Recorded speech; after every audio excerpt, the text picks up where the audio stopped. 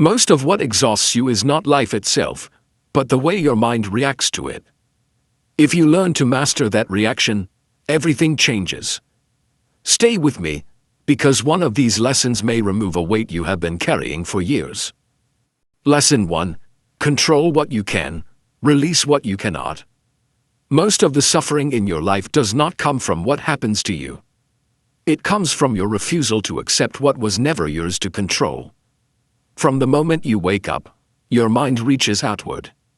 You try to control how people see you, how they respond, how fast things should move, how outcomes should unfold, how life should reward your effort. And every time reality refuses to obey your expectations, tension is born. Not because life is cruel, but because your grip is too tight. The Stoics saw this with brutal clarity. They understood that life is divided into two realms, what belongs to you, and what does not. Your thoughts belong to you. Your choices belong to you. Your effort, discipline, values, and character belong to you. Everything else does not.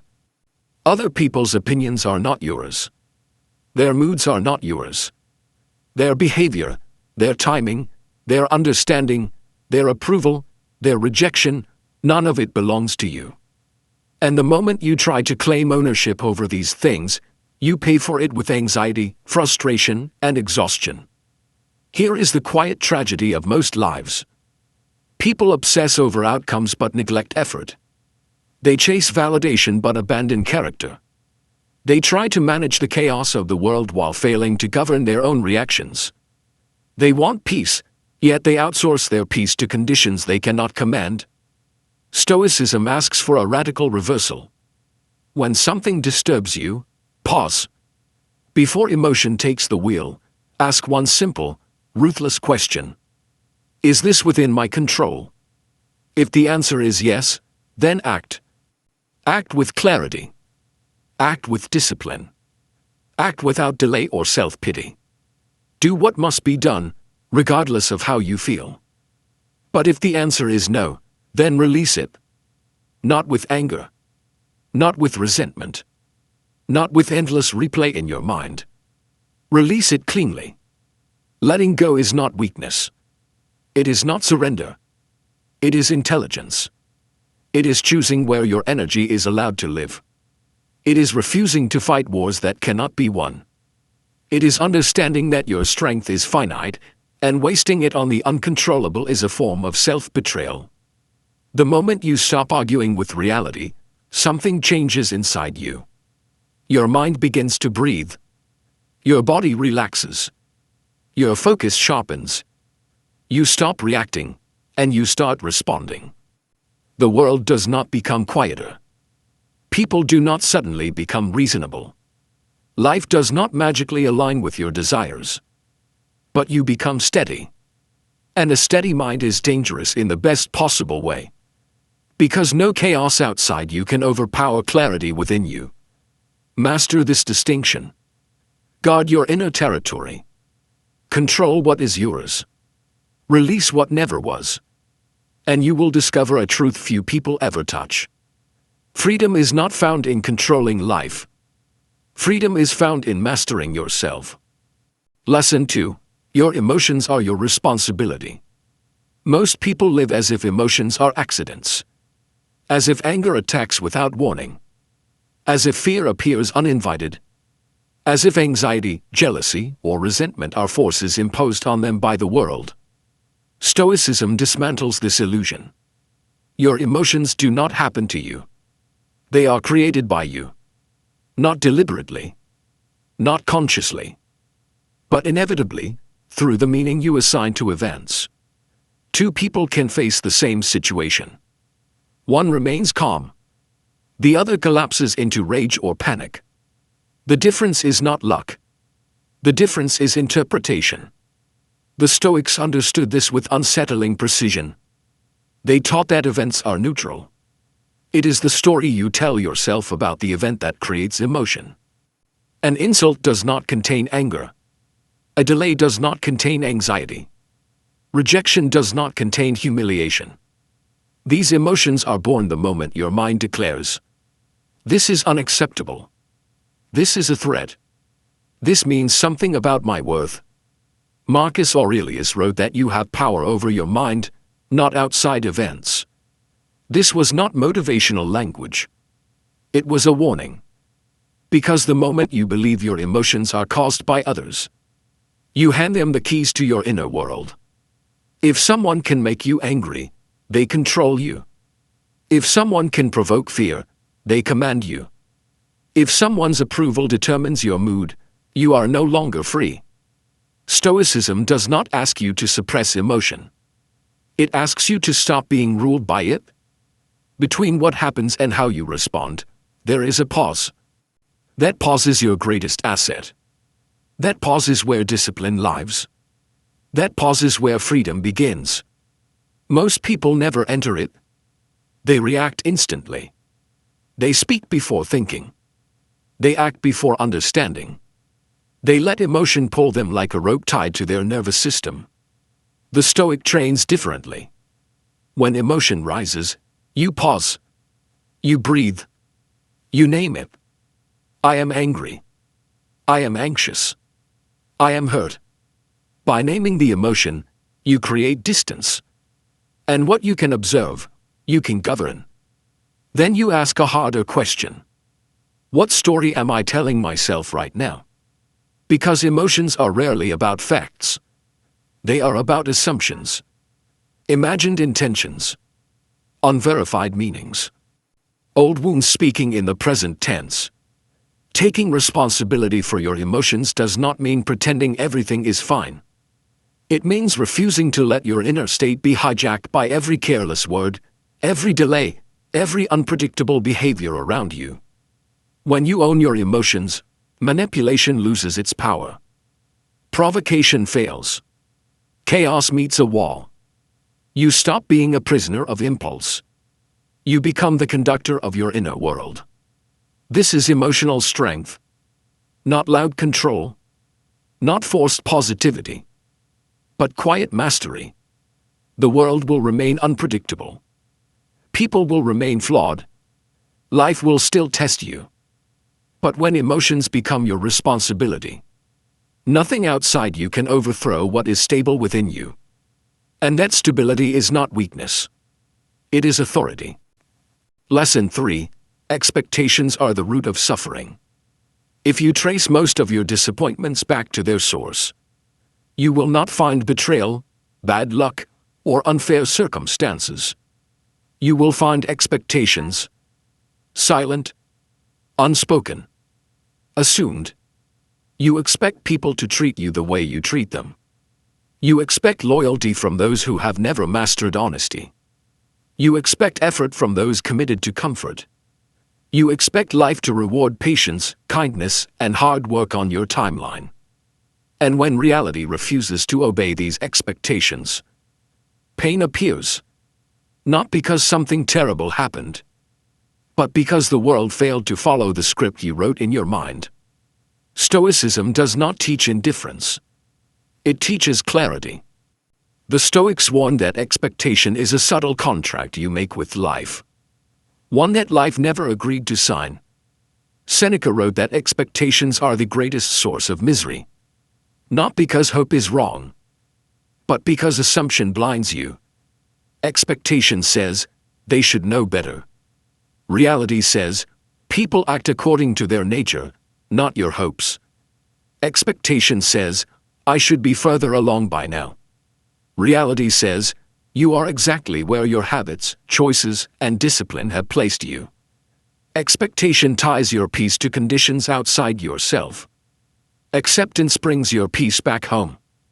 Most people suffer because they confuse how things are with how they think things should be. They argue with reality in their head. They replay conversations that never happened. They resent people for not becoming who they imagine them to be. And in doing so, they exhaust themselves. The Stoic does something radically different. They replace expectation with observation. Instead of saying, I expect, they say, I will see. Instead of saying, they should, they say, let me observe who they truly are. Instead of saying, Life owes me, they say. I owe myself discipline and effort. This shift is not passive. It is powerful. Because when you stop demanding reality to conform to your desires, you stop being disappointed by its refusal. You begin to see people clearly. Not as who you want them to be, but as who they consistently show themselves to be. You stop being shocked by betrayal. You stop being crushed by delays. You stop being destabilized by unpredictability.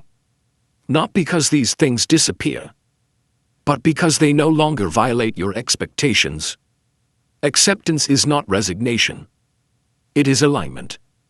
Alignment with how life actually operates. Alignment with human nature. Alignment with the truth that control and set your own actions. The moment you release expectations, you gain something far more valuable. Freedom. Freedom from resentment. Freedom from chronic disappointment. Freedom from demanding the impossible from others. You stop fighting reality. And the moment you stop fighting reality, most suffering quietly leaves. Not with drama. Not with celebration. But with relief.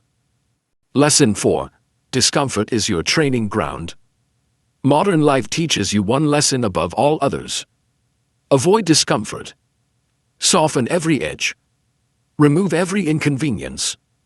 Make everything easier, faster, and more comfortable. The Stoics taught the opposite. They understood a truth that most people spend their entire lives running from. Comfort does not make you strong. Discomfort does. Comfort preserves who you are. Discomfort shapes who you are becoming. Look closely at every meaningful transformation in your life. It did not come from ease. It did not come from indulgence. It came from pressure, from resistance, from moments that forced you to stretch beyond who you were yesterday. Seneca practiced voluntary hardship not because he admired suffering, but because he understood preparation. If you avoid discomfort in small things, you will collapse when life demands strength in large ones. The Stoic does not wait for crisis to build resilience. They train before the storm arrives. Cold water, difficult conversations, delayed gratification, showing up when motivation disappears, saying no when people-pleasing begs for yes. Each small act of discomfort is a rehearsal, a mental repetition, a strengthening of the nervous system.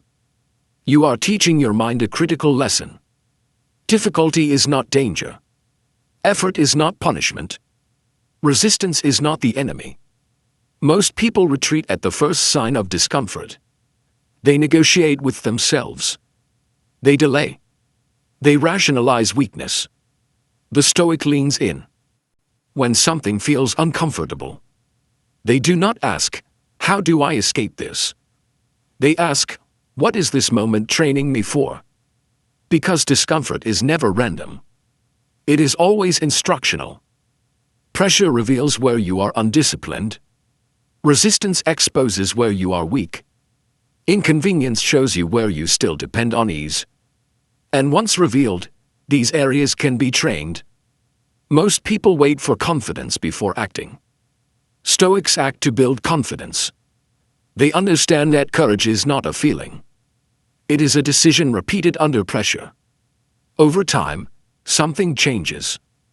Life stops intimidating you. Challenges stop overwhelming you. You stop hesitating when things become difficult. Not because life becomes gentler, but because you become harder to break. Discomfort is not punishment. It is practice. And those who embrace it walk through life with a quiet strength that cannot be taught, only earned. Lesson 5. You suffer more in imagination than in reality. If you watch your own mind closely, you will notice something unsettling. Most of what steals your peace has not happened, is not happening, may never happen. Yet your body reacts as if the threat is real. The Stoics understood this long before psychology gave it a name. They saw that the human mind when left undisciplined, becomes a factory of suffering. It replays conversations that never took place. It invents judgments no one expressed. It predicts outcomes reality has not confirmed. And then it punishes you for these imagined futures. Seneca wrote that we suffer more often in imagination than in reality. This was not poetic exaggeration. It was observation. A delayed message becomes rejection. A neutral expression becomes disapproval. A quiet moment becomes proof that something is wrong. The event itself is small. The story you attach to it is enormous. Your mind does not need evidence. It only needs fear. Overthinking is not intelligence. It is imagination without discipline. And when imagination runs unchecked, it does not protect you. It exhausts you. The Stoic response is precise. Separate facts from stories. Fact: they have not replied. Story: they are ignoring me. Fact: the plan changed. Story: I failed. Fact: something feels uncertain. Story: disaster is coming. When you remove the story, the weight of the situation collapses. Most problems shrink the moment you stop feeding them interpretation. The Stoic does not deny possibilities. They refuse to live inside them. They return their attention to what is real, what is present, what is within reach. When the mind spirals, they pause and ask, what do I actually know? And what is my imagination adding? This single question dissolves countless anxieties. Because you cannot control the future, but you can refuse to suffer it in advance. Peace does not exist in hypothetical outcomes. It exists only here, in the present moment, where action is possible and fear is optional. When you stop living inside imagined disasters, life becomes lighter, not easier, but clearer. And clarity is enough. Lesson 6. Silence is a form of power. We live in an age that worships noise. Everyone reacts. Everyone explains. Everyone defends. Everyone feels the need to speak immediately. The Stoics moved in the opposite direction. They understood that silence is not emptiness. Silence is discipline. Silence is restraint. Silence is control. Most people speak to release emotion. They react to discharge tension. They raise their voice to protect ego. The Stoic stays quiet to preserve clarity. When someone provokes you, they expect reaction. When someone disrespects you, they expect anger. When someone gossips about you, they expect defense. And when none comes, the balance shifts. Marcus Aurelius wrote that the best answer to anger is silence. Not because silence avoids conflict, but because it refuses to participate in chaos. Noise is emotional spending. Silence is emotional saving. Every unnecessary word leaks energy. Every impulsive reaction hands power away. Silence does something most arguments never achieve. It exposes. It forces the other person to face themselves. Their tone. Their intent. Their insecurity. Your silence becomes a mirror they cannot escape. But silence is not passivity. It is preparation. It gives you time to see clearly your emotions, their motives, the reality of the situation. Most people feel discomfort with words. Stoics allow discomfort to reveal truth. Arguments driven by ego rarely produce wisdom. Reactions driven by impulse rarely protect dignity. Silence guards both. Not every comment deserves your response. Not every insult deserves your defense. Not every situation deserves your emotional investment. When someone tries to pull you into disorder, you pause. You breathe. You remain composed. This is not weakness. This is refusal. Refusal to let another person decide your inner state. Refusal to surrender your authority to impulse. Silence does not mean doing nothing. It means choosing not to act blindly. And when you master silence, you stop reacting to the game. You start directing it. Because the calmest presence in the room is always the one in control. Lesson 7. Don't take anything personally. One of the fastest ways to lose your peace is to believe that everything is about you. A tone, a delay, a change in behavior, a single comment. The mind rushes to interpretation. What did I do wrong? What does this say about me? Why am I being treated this way? The Stoics understood something most people never stop to question. People do not act because of you. They act because of themselves. Every action passes through a filter of fear, insecurity, desire, habit, and past experience. What someone says reveals their inner state. What someone does reflects their emotional maturity. What someone withholds speaks to their capacity. Marcus Aurelius reminded himself each morning to expect difficult people. Not to fear them, but to remember that their behavior is not personal. A person snaps because they are overwhelmed, not because you are wrong. A person withdraws because they are confused, not because you are unworthy. A person criticizes because they are insecure, not because you lack value.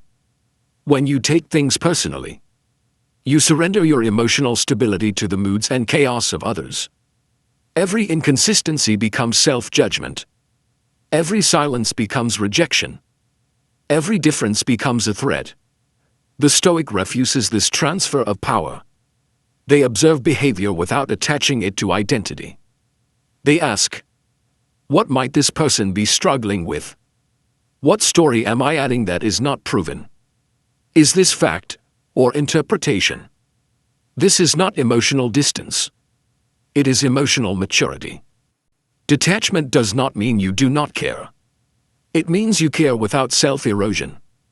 You stop shrinking when others are unstable. You stop questioning your worth when others are inconsistent. You stop internalizing storms that were never yours to carry. The moment you stop taking things personally, your nervous system relaxes. You regain perspective. You regain choice. Your value no longer fluctuates with someone else's behavior. Your peace no longer depends on someone else's mood. And that is not indifference. That is freedom. Because when nothing is personal, everything becomes clearer. Lesson 8. The obstacle becomes the way. Most people see obstacles as interruptions. Something went wrong. The plan broke. The path is blocked. They ask, why is this happening to me? The Stoics asked a different question. What is this here to teach me? Marcus Aurelius wrote that what stands in the way becomes the way. Not as a metaphor, as instruction. The very thing you resist is often the thing shaping you. You want confidence. Life places you in situations where you must speak before you feel ready. You want patience. Life gives you delays, uncertainty, waiting. You want emotional strength. Life introduces people who test your boundaries. You want discipline. Life removes motivation and asks you to act anyway. Obstacles are not accidents. They are training. Just as muscle grows through resistance, character grows through challenge. The weight feels heavy at first, but only because it is strengthening something undeveloped. Most people respond to obstacles with resistance. They complain. They delay. They search for escape. The Stoic responds with alignment. They stop asking how to avoid the obstacle and start asking how to move through it. They understand that progress does not require perfect conditions. It requires movement, even small movement. When the path is blocked, they take the smallest possible step forward. Not tomorrow. Not in theory. Now. A rejection becomes redirection. A failure becomes feedback. A setback reveals where growth is required. Nothing is wasted. The obstacle forces adaptation. Adaptation builds strength. Strength creates momentum. When you fight obstacles, you suffer. When you work with them, you evolve. Life is not trying to stop you. It is shaping you. And once you understand this, resistance dissolves. Every obstacle becomes an instruction. Every difficulty becomes a tool. The path forward is never around the obstacle. It is through it. And those who learn this, stop asking for easier lives and start building stronger minds. Lesson 9. Live with the awareness of death.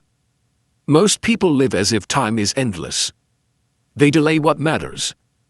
They tolerate what drains them. They stay silent when they should speak. They stay comfortable when they should change. Not because they choose to waste life, but because they assume there will always be more of it. The Stoics shattered this illusion. They practiced memento mori. Remember, you will die. Not to create fear, but to create clarity. Marcus Aurelius reminded himself daily that death walks beside us, not as a threat, but as a guide. When you truly understand that your time is limited, priorities reorganize instantly. Petty arguments lose importance. Approval loses its grip.